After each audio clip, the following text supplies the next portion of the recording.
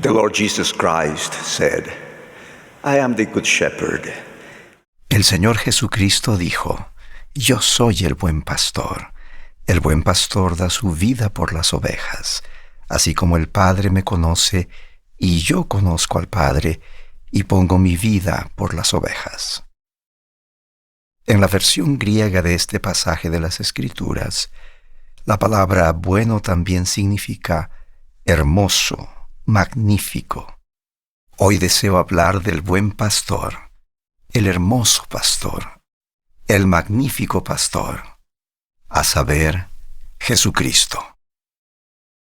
En el Nuevo Testamento se lo llama el gran pastor, el príncipe de los pastores y el pastor y obispo de nuestras almas.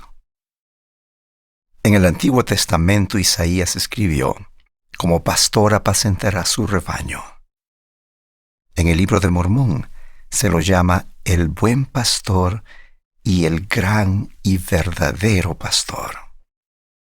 En Doctrina y Convenios él declara, por tanto, estoy en medio de vosotros y soy el buen pastor. En nuestros días, el presidente Nelson ha declarado, el buen pastor cuida amorosamente a todas las ovejas de su rebaño y nosotros somos en realidad pastores bajo su dirección. Es nuestro el privilegio de ser portadores de su amor y de añadir nuestro propio amor a los amigos y a los vecinos, alimentarlos, atenderlos y nutrirlos, como el Salvador desea que lo hagamos. Más recientemente, el presidente Nelson ha dicho, una característica distintiva de la Iglesia verdadera y viviente del Señor será siempre un esfuerzo organizado y dirigido a ministrar a los hijos de Dios individualmente y a sus familias. Puesto que esta es su Iglesia, nosotros como sus siervos hemos de ministrar a la persona en particular tal como Él lo hizo. Ministraremos en su nombre, con su poder y autoridad, y con su amorosa bondad. Cuando los fariseos y los escribas murmuraban contra el Señor, diciendo, «Este a los pecadores recibe y con ellos come», Él respondió presentando 3 hermosos relatos que hemos llegado a conocer como la parábola de la oveja perdida, la parábola de la moneda perdida y la parábola del hijo pródigo. Es interesante notar que cuando Lucas, el autor de ese evangelio, presenta los 3 relatos, utiliza la palabra parábola en singular, no en plural. Al parecer, el Señor está enseñando una lección única con 3 relatos, relatos que presentan números diferentes, 100 ovejas, 10 monedas y 2 hijos. Sin embargo, el número fundamental de cada uno de estos relatos es el número 1. Una lección que podemos aprender de este número es que ustedes podrían ser, bajo la dirección del Señor, un pastor de 100 élderes y futuros élderes en su quórum de élderes, o una asesora de 10 mujeres jóvenes, o un maestro de 2 niños de la primaria. Pero siempre ministrándolos, cuidándolos y amándolos uno por uno, individualmente. Nunca dicen, «¡Qué oveja tan insensata!» o «Después de todo, en realidad no necesito esa moneda», o «¡Qué rebelde es ese hijo!». Si ustedes y yo tenemos en nosotros el amor puro de Cristo, al igual que el hombre del relato de la oveja perdida, dejaremos las 99 e iremos tras la que se perdió, hasta que la hallemos. O bien, como la mujer del relato de la moneda perdida, encenderemos una lámpara y barreremos la casa y buscaremos con diligencia, hasta hallarla. Si tenemos en nosotros el amor puro de Cristo, seguiremos el ejemplo del Padre en el relato del Hijo pródigo, quien, cuando el Hijo aún estaba lejos, lo vio y fue movido a misericordia, y corrió y se echó sobre su cuello y le besó. ¿Podemos percibir la urgencia en el corazón del hombre que perdió solamente una oveja? ¿O la urgencia en el corazón de la mujer que perdió solamente una moneda? ¿O el amor y la compasión inefables en el corazón del padre del hijo pródigo? Mi esposa María Isabel y yo servimos en Centroamérica y residíamos en la ciudad de Guatemala. Allí tuve la oportunidad de conocer a Julia, una fiel miembro de la iglesia. Sentí la impresión de preguntarle acerca de su familia. Su madre murió de cáncer en 2011.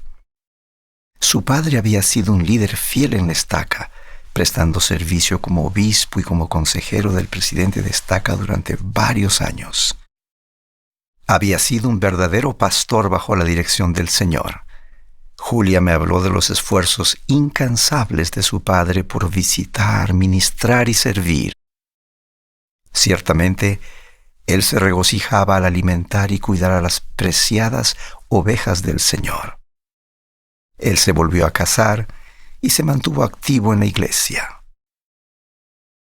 Unos años después, se divorció y nuevamente tuvo que asistir solo a la iglesia. Se sentía fuera de lugar y también sentía que algunas personas lo criticaban debido a su divorcio. Y dejó de asistir a la iglesia cuando su corazón se llenó de un espíritu negativo.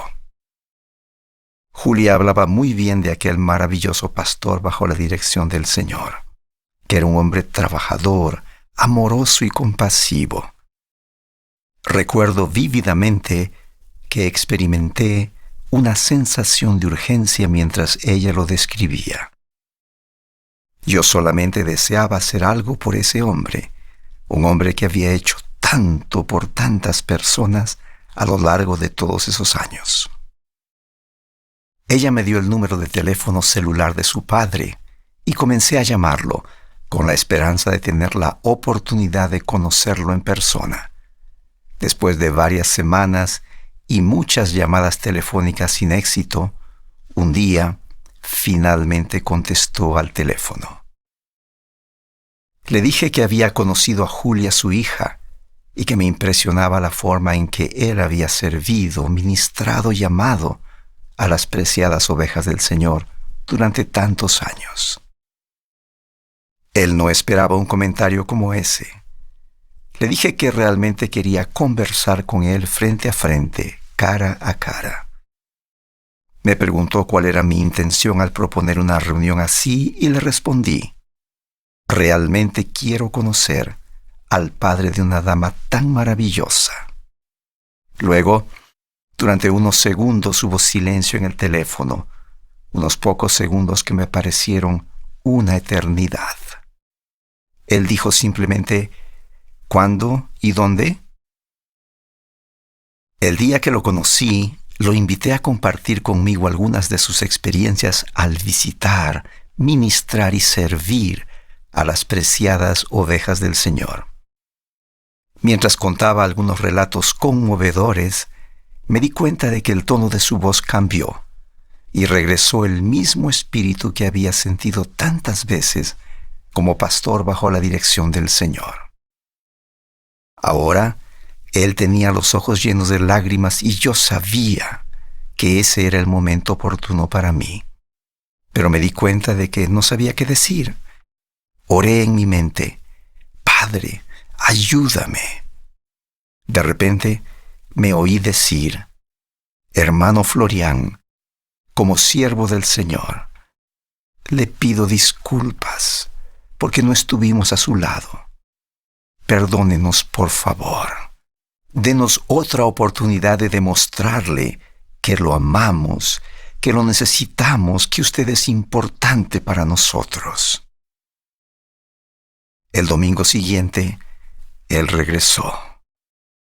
Tuvo una larga conversación con su obispo y permaneció activo.